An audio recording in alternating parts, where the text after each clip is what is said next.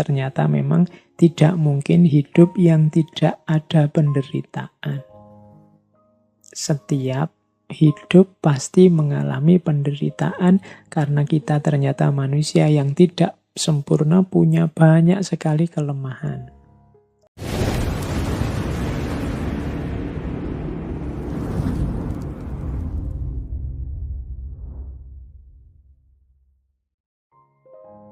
Assalamualaikum warahmatullahi wabarakatuh. Bismillahirrahmanirrahim. Sekarang dari ranah teodisi. Teodisi ini cabang filsafat yang membahas tentang kejahatan. Ini dulu mungkin saya ingat pernah ngaji satu sesi khusus tentang kejahatan. Kalau ini kita siap-siap bermain akal ya, bermain rasio.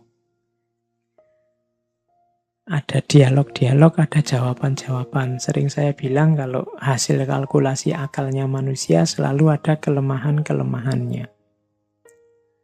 Teodisi menjawab bahwa penderitaan itu perlu loh. Mengapa kok perlu? Kan ada jawaban yang pertama begini. Kenapa kok harus ada penderitaan dalam hidup? Ada jawaban, penderitaan itu hukuman atas orang-orang yang berdosa. Penderitaan itu ujian biar nanti orang dihapus dosanya, kemudian bisa masuk surga. Penderitaan itu untuk membuat orang semakin sadar dan semakin bermoral. Nah, ini jawaban ini kan sering kita dengar. Oke, di akhir sesi musibah ini saya ingin memberi sedikit bantahan, sedikit sanggahan terhadap argumen tentang perlunya penderitaan ini. Ini bahan diskusi untuk teman-teman nanti ya. Kalau jawabannya penderitaan itu adalah hukuman atas orang yang berdosa, kemudian biar orang yang berdosa nanti bahagia di surga, dan seterusnya, biar orang yang berdosa sadar dan moralnya semakin bagus. Dalam kenyataannya ada beberapa kontradiksi, paradok. Misalnya begini untuk membantah, apakah musibah itu hukuman? Kalau itu hukuman, bagaimana dengan anak-anak kecil yang tidak mengerti apa-apa? Misalnya dulu kita bilang, waktu ada tsunami, wah harusnya kita ini segera tobat. Kita sering dihukum dengan tsunami. Loh, kalau memang hanya hukuman alasannya adanya tsunami itu, karena dosa-dosanya sudah berat sehingga dihukum dengan tsunami, lawang banyak juga anak-anak kecil yang jadi korban. Banyak orang baik-baik, rohaniwan, agamawan, ulama yang jadi korban juga. Berarti tidak bisa dong disebut itu sepenuhnya adalah hukuman. Nah, itu jawaban tentang bahwa bencana itu hukuman. Ini bahan diskusi.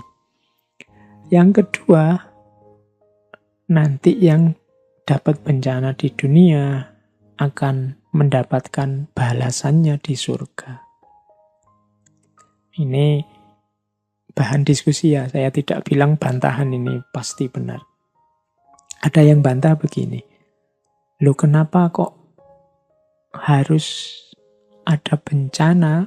Bencana itu biar kita nanti susah di dunia, senang di surga. Loh apa Allah? Allah itu kan maha baik.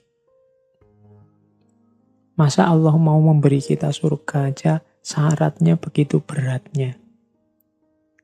Nah itu ada yang membantah begitu. Kalau Tuhan mencintai kita, mengapa sih kita harus disiksa dulu sebelum kita masuk surga?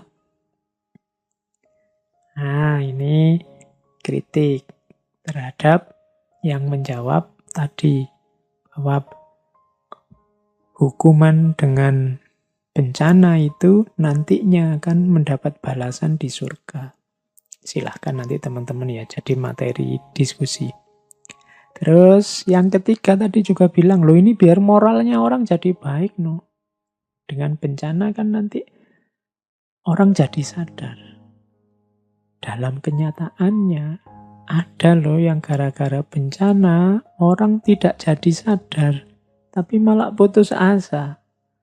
Merasa hidupnya hancur. Jangan-jangan juga malah ada yang murtad.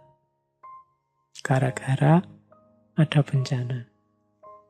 Nah, ini juga bahan. Saya bilang tadi, apapun itu kalau masih pemikirannya manusia, pasti ada celah-celah yang bisa didiskusikan. Karena manusia cirinya tidak sempurna.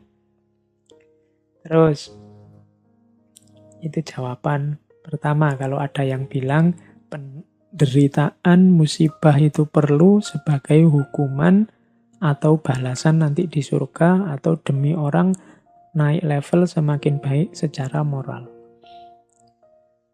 Yang kedua, kalau ada yang bilang begini, musibah itu harus dilihat secara luas, jangan dilihat parsial. Coba kita cek, jumlah orang yang mengalami musibah pasti lebih sedikit daripada orang yang tidak mengalami musibah. Berarti kebahagiaan lebih banyak daripada penderitaan. Secara umum alam ini sebenarnya tertib. Nah, oke. Nah, ini jawaban ini juga bisa dibantah. Kalau ada orang ngomong seperti itu, dengan jawaban bahwa melihatnya ya harus lebih luas, logika ini bisa dijawab berarti harus ada orang yang dijatah menderita demi ketertiban semuanya. Berarti ada kebahagiaan orang-orang tertentu yang ditukar dengan kebahagiaannya semua orang. Ini juga bantahan terhadap jawaban bahwa lo musibah itu ya melihatnya secara luas. Nanti banyak hikmah, banyak manfaat yang kita ambil dari sana. Ini bisa dibantah, kebahagiaan kok ditukar. Kebahagiaan orang tertentu ditukar dengan kebahagiaannya banyak orang. Karena orang sedikit tadi yang mengalami bencana, yang lain tinggal mengambil hikmahnya. Ini bahan diskusi juga. Di sesi-sesi terakhir saya malah membawa bahan diskusi biar kita latihan berpikir. Ada juga yang ini agak teologis. Kalau ada orang tanya macam-macam tentang bencana, apakah bencana itu, terus dibantai, terus dijawab begini, sudahlah kita ini manusia, jangan banyak protes. Allah lebih tahu segalanya, sudahlah diam saja. Nah, itu terus. Ya, kalau ini bisa dibantahnya gampang. Lu masa orang yang mengalami kesulitan, orang yang merasa diperlakukan tidak adil, tidak boleh protes. Allah kan maha baik. Allah kan maha kuasa. Tidak apa-apa dong kita mengadu padanya. Itu contoh bantahannya. Nah, jadi ini sesi teodisi. Teodisi itu memang salah satu cabang yang sampai hari ini tidak selesai membahas tentang penderitaan, musibah, bencana, dan dihubungkan dengan Tuhan. Ada juga argumen yang membantah, yang tidak mau menyambungkan bencana dengan Tuhan. Jadi, kan ada orang-orang tertentu yang menganggap bahwa bencana itu sumbernya Tuhan. Orang-orang ini merasa Tuhanlah yang menyebabkan kesengsaraan ini. Tuhanlah yang menyebabkan kesulitan ini. Tuhanlah yang menyebabkan musibah ini. Ada yang menjawab bantahan itu. Yang pertama, apa iya Allah jadi sumber penderitaan? Kalau ada orang ngomong seperti ini, pandangan seperti ini dianggap kontraproduktif. Kontraproduktif itu justru menyusahkan. Alasannya apa? Yang pertama, Allah itu kan kita yakini maha kuasa, maha baik. Kalau dia maha baik, kontradiktif kalau keburukan itu dinisbatkan pada Allah. Yang baik ya menghasilkan yang baik. Kok ada penderitaan, ada kesalahan, ada keburukan, itu berarti manusia yang menjauh dari kebaikan. Yang kedua, penderitaan itu apapun jenisnya, meskipun dirasakan sakit, sebenarnya ada tujuan baiknya. Ini bantahan kedua terhadap yang bilang bahwa Allah sumber penderitaan. Allah yang maha kuasa pasti dan maha baik, pasti punya tujuan baik dengan yang kita rasakan sebagai penderitaan, yang kita anggap sebagai menyusahkan kita. Kalau pakai analogi ya seperti anak kecil yang dilarang main game terus-terusan misalnya. Anak kecil yang dilarang main game terus-terusan ini menderita kan, karena dia pinginnya main game terus-terusan. Orang tua yang melarang ini tahu kebaikan apa yang nanti akan lahir kalau dia tidak terus-terusan main game. Meskipun oleh si anak dianggap sebagai penderitaan. Biar saja dia menderita sekarang karena dia akan mendapatkan manfaat besarnya besok. Bantahan yang ketiga. Pandangan bahwa Allah adalah sumbernya keburukan, ini akan menyulitkan nanti dalam upaya untuk rekonstruksi, dalam upaya untuk menyembuhkan orang-orang yang kesulitan karena bencana. Karena kalau Allah sumber penderitaan, berarti kita tidak punya hal lain di luar hidup ini tempat kita bergantung. Karena kalau kita punya Allah, kita punya Tuhan yang melindungi kita, yang menyayangi kita, maka kita lebih mudah kalau sedang susah. Target kita, tujuan kita, sandaran kita Allah. Tapi kalau Allah sudah kita jadikan sumbernya penderitaan, ya kita tidak bisa ke sana lagi untuk keluar dari penderitaan. Kita tidak ada lagi yang memberi motivasi. Kita tidak punya motivasi, tidak punya target sandaran untuk mengurangi penderitaan yang kita rasakan. Lah ini sumbernya dari Allah. Apa bisa aku minta keringanan? Apa bisa biar ini tidak jadi menderita? Wong ini sudah keinginannya Allah. Nah, jadi ini argumen ketiga ini ingin bilang bahwa Allah jangan disebut sebagai sumber penderitaan. Karena kalau kita sedang menderita, pelarian kita yang terakhir itu Allah, Tuhan. Kalau dia diposisikan sebagai sumbernya penderitaan, nanti kita tidak bisa lagi lari ke Allah saat menderita. Oke, itu dialog-dialog filsafat tentang penderitaan. Ya monggo nanti untuk bahan diskusi. Saya bilang tadi, pikiran-pikiran filsafat itu ya produk berpikirnya manusia, yang pasti tidak ada yang sempurna. Selalu ada titik-titik lemahnya tempat kita untuk mengkritisi. Saya lanjutkan dengan, ini agak menarik. Tadi tiba-tiba saya dapat referensi dari Mahatma Gandhi sebenarnya. Ada, katanya Mahatma Gandhi, ada 7 dosa, ada 7 kesalahan kita, yang 7 ini nanti akan jadi sumber penderitaan kita dalam hidup. Ini 7 dosa ini saya bawa karena agak populer, mungkin manifestasinya ada dalam kehidupan kita sehari-hari. kali ini. Yang pertama apa?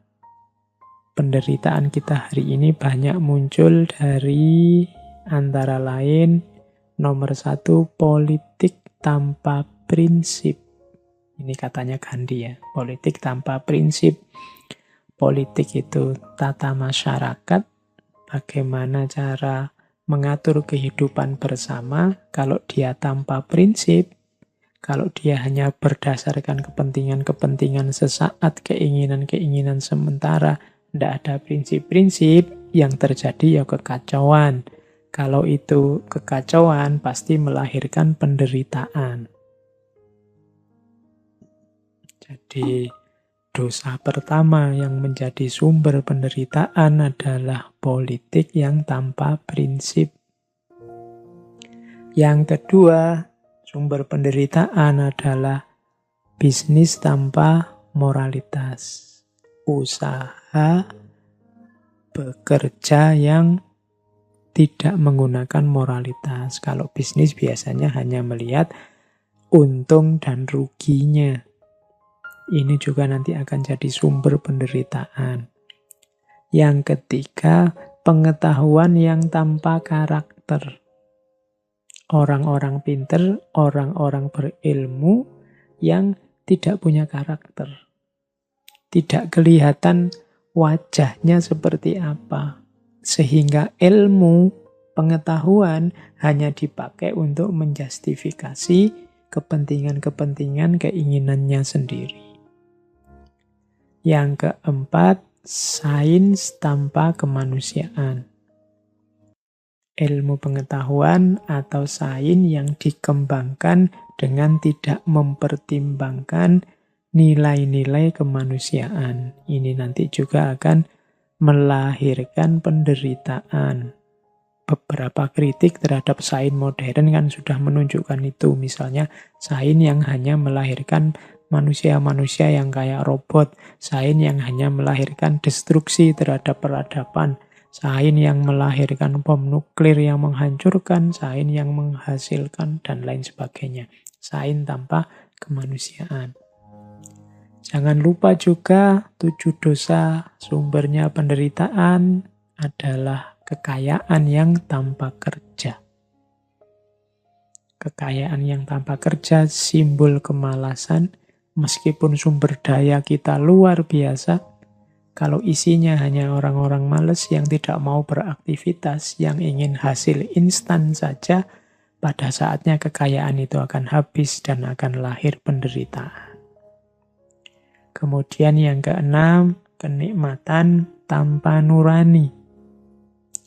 Kenikmatan tanpa nurani ini orang yang hanya ingin seneng-seneng saja, memikirkan kenyamanannya saja, tanpa menghidupkan kepekaannya terhadap lingkungan sekelilingnya. Hanya nyari enaknya sendiri saja. Dan yang nomor 7, ketakwaan yang tanpa penyangkalan diri.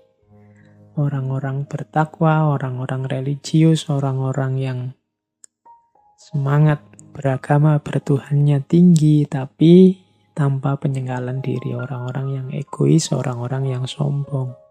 Merasa besar, merasa benar. Jadi ini 7 dosa sumber penderitaan. Mari kita hati-hati biar 7 ini tidak hidup di lingkungan sekitar kita. Karena kalau ada ya sedikit banyak kita akan mendapatkan penderitaannya. Karena ini penderitaan level kemasyarakatan, level hidup bersama. Kalau yang di atas tadi kan penderitaan sendiri-sendiri individu kita, tapi ini sebenarnya penderitaan dalam kehidupan masyarakat, itu lahir dari 7 dosa ini. Politik yang tanpa prinsip, bisnis yang tanpa moralitas, pengetahuan yang tanpa karakter, sains yang tanpa kemanusiaan, kekayaan yang tanpa kerja, kenikmatan yang tanpa nurani, dan ketakwaan yang tanpa penyangkalan diri. Nah, ini sudah mau berakhir. Ada catatan saya tentang beberapa kunci untuk menghadapi penderitaan. dari banyak paparan di atas, sedikit bisa kita simpulkan ternyata memang tidak mungkin hidup yang tidak ada penderitaan. Setiap hidup pasti mengalami penderitaan karena kita ternyata manusia yang tidak sempurna, punya banyak sekali kelemahan. Ada beberapa kunci yang bisa kita ingat-ingat untuk menghadapi penderitaan. Yang pertama adalah sabar dan muhasabah. Kalau sabar ini jelas ya, sabar itu berarti daya tahan kita menghadapi penderitaan. Tapi perlu juga digandeng dengan muhasabah. Seperti dijelaskan di depan tadi, muhasabah adalah salah satu kunci. Muhasabah berarti pemahaman diri, pengetahuan kita tentang diri, salah satu kunci untuk kita bisa ketemu jalan keluar dari penderitaan. Jadi sabar plus muhasabah. Kita tanggung derita ini, tapi sambil refleksi. Apa yang salah yang aku lakukan sehingga penderitaan ini lahir? Ada titik-titik kesalahan apa yang aku jalankan sehingga penderitaan ini lahir? Itu namanya muhasabah. Setelah diawali dengan sabar. Yang kedua, jangan lupa tilawah dan hikmah. Tilawah itu maksudnya membaca, memahami. Terus kita pahami apa yang terjadi dengan segala variabel unsur yang mempengaruhinya. Setelah kita paham, barulah kita rumuskan hikmahnya. Merumuskan hikmah itu berarti mengambil manfaat dari yang terjadi, meskipun bentuknya penderitaan. Jadi kita baca, kemudian kita ambil hikmahnya. Tilawah dan hikmah. Kemudian kalau sudah tilawah dan hikmah, lakukan yang ketiga. Tazkiyah dan islah. Tazkiyah itu membersihkan diri, islah itu melakukan kebaikan terhadap lingkungan sekeliling kita. Jadi setelah mampu mengambil hikmah, bersihkan diri dari segala yang salah, yang ketemu tadi dari usaha awal muhasabah.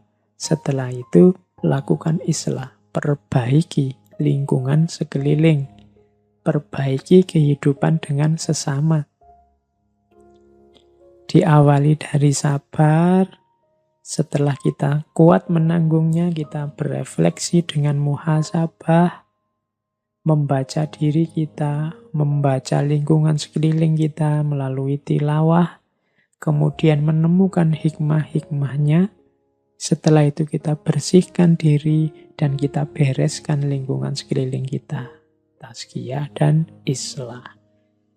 Ini step-step yang harus kita lakukan saat menghadapi penderitaan. Dan pastinya kunci dari kita untuk bisa keluar dari penderitaan hidup sebagai seorang yang beragama, ya pastinya kita harus kembali lagi ke Allah. Di slide saya sebut berhubungan dengan Allah di fase penderitaan itu ada 3 fase. Yang pertama fase confirming, yang kedua fase responsif, dan yang ketiga fase ekstatik. Fase confirming itu fase ketika kita merasakan Allah hadir, menemani kita dalam penderitaan. Sehingga lahirlah harapan. Ini namanya fase confirming. Ya, hidupku memang menderita, tapi aku masih punya Allah. Nah, ini fase ketika seseorang merasa kehadiran Allah. Tumbuh keyakinan akan kehadiran Allah sehingga harapan pun lahir, sehingga kita tidak putus asa menghadapi bencana, menghadapi musibah, menghadapi penderitaan. Kemudian yang kedua, setelah Allah hadir, lama-lama ada fase namanya fase responsif. Fase responsif itu ternyata Allah tidak cuma hadir dalam penderitaanku, tapi Allah selalu ada, selalu menemani, selalu memperhatikan aku dan mengabulkan doa-doaku. Ini namanya fase responsif. Nah, lama-lama kalau responsifnya sudah jalan, akan ada fase ketiga, fase ekstatik. Kalau ini sudah fase intim, karena sudah bersama Allah sedemikian lama, meskipun dalam penderitaan, lama-lama ada attachment, ada keterikatan, ada kelekatan dengan Allah. Di situ muncul rasa cinta kepada Allah karena kedekatan kita yang senantiasa dengan Allah. Fase ekstatik ini nanti membawa kita sampai pada titik sudahlah, penderitaan juga tidak apa-apa asal Allah masih bersamaku. Asal Allah tidak marah padaku, asal Allah masih sayang padaku. Ini sudah fase ekstatik. Kalau di fase kedua tadi kita masih merasa disusahkan oleh penderitaan meskipun kita bahagia karena Allah mengabulkan keinginan kita untuk bebas dari penderitaan. Di fase pertama kita sadari kehadiran Allah, tapi di fase ketiga ini penderitaan sudah tidak penting lagi. Yang penting hanya Allah. Ini fase ekstatik.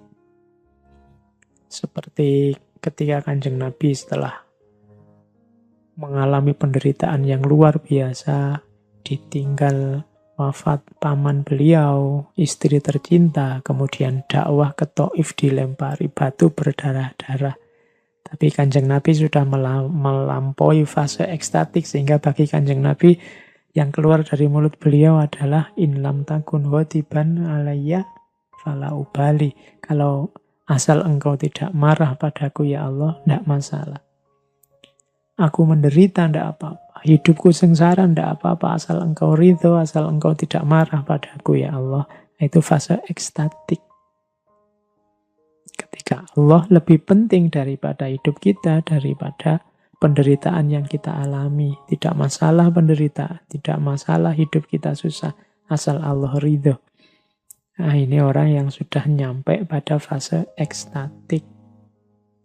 Jadi di titik ini, penderitaan berarti akan membawa kita ke dalam hadirnya Allah, keakraban kita dengan Allah, dan bahkan kemelekatan kita dengan Allah. Ini menurut saya hikmah yang paling luar biasa, anugerah yang paling besar yang bisa kita raih dari hidup yang berciri penderitaan ini.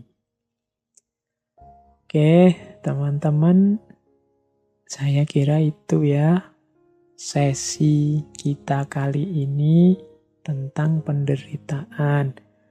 Itu ada beberapa quotes yang saya bawa, cuma ini mungkin quotes ini dibaca terpisah-pisah dari narasi sebelumnya karena ini mungkin konteksnya harus pas. Misalnya quote dari Timothy Leary. Dia bilang, all suffering is caused by being in the wrong place. If you are unhappy where you are, move. Semua penderitaan itu berasal dari ketika kita di tempat yang salah. Maka saat engkau tidak bahagia di tempatmu, ya bergeraklah, move on lah. Nah, itu maksudnya. Jadi, ya penderitaan itu berarti kita salah ruang, salah waktu, salah posisi, salah porsi, salah situasi. Untuk mengatasinya apa? Move on. Jadi, pindahlah, bergeraklah. Jangan di situ terus, ganti situasi. Karena engkau sedang salah situasi. Ayo gunakan quote ini sesuai ruang dan waktunya. Karena kadang-kadang memang yang membuat kita menderita itu kita salah posisi, salah porsi, salah menempatkan diri, dan seterusnya. Berarti jalan keluarnya ya move on, pindahlah, jangan di situ. Atau jangan begitu lagi, jangan melakukan itu lagi, dan seterusnya. Ada juga ini dari seorang novelis, filosof eksistensialis yang punya quote tentang penderitaan. Pain and suffering are always inevitable for a large intelligence and a deep heart. The really great man must, I think, have great sadness on earth. Fyodor Dostoyevsky. Katanya Dostoyevsky, rasa sakit dan penderitaan itu selalu tidak terhindarkan bagi orang-orang yang akalnya besar dan hatinya dalam. Orang-orang besar menurutku pasti mengalami kesedihan yang juga besar, penderitaan yang juga besar. Katanya Dostoyevsky, tidak perlu galau dengan besarnya penderitaan yang engkau alami, karena biasanya semakin besar penderitaan menunjukkan semakin bernilai, semakin berharga, semakin besar orangnya. Orang-orang besar itu perjuangannya lebih keras, penderitaannya juga lebih besar. Menurutku, katanya Dostoyevsky, great men must, I think, have great sadness. Semakin besar penderitaan menunjukkan semakin tinggi, semakin besar orangnya.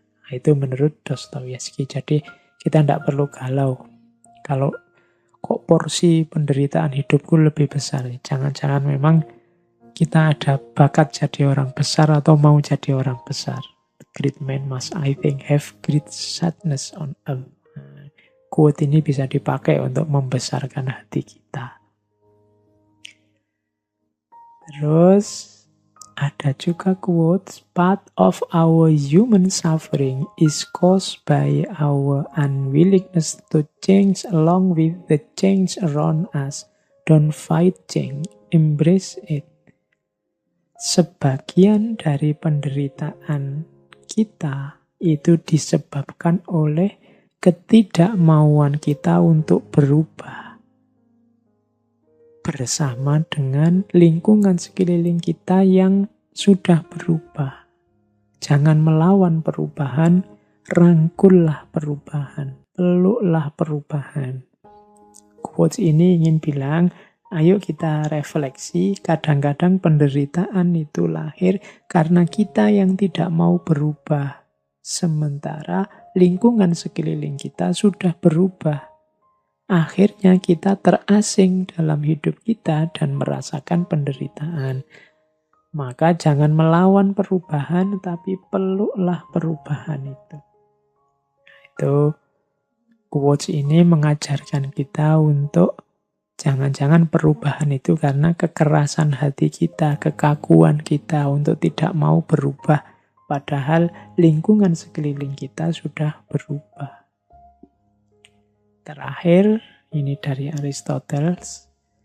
Suffering becomes beautiful when anyone bears great calamities with cheerfulness, not through insensibility, but through greatness of mind. Penderitaan itu menjadi indah saat seseorang menanggungnya dengan banyak keceriaan. Bukan melalui insensibility, bukan berarti tidak peka, tapi dengan pikiran yang luas. Jadi penderitaan, kalau dari penjelasan di depan tadi, sifatnya pasti kita alami, sifatnya niscaya, tidak mungkin orang tidak mengalami kesusahan atau penderitaan. Maka kita nikmati saja penderitaan itu, kita gembira dalam penderitaan itu, bukan berarti kita tidak peka dengan penderitaan itu, tapi pikiran kita sudah luas. Pikiran kita sudah paham tentang hakikat penderitaan. Jadi sudah tidak terlalu lagi tersiksa dalam penderitaan. Kita bisa menerimanya dengan gembira. Bears great calamities with cheerfulness. Bukan berarti kita tidak peka, sudah tidak merasa lagi meskipun tersiksa. Ya tersiksa, tapi tetap gembira, tetap ceria. Kenapa? Karena pikiran kita sudah luas, wawasan kita sudah menjangkau, sudah paham apa itu penderitaan, sehingga tidak terlalu digelisahkan lagi.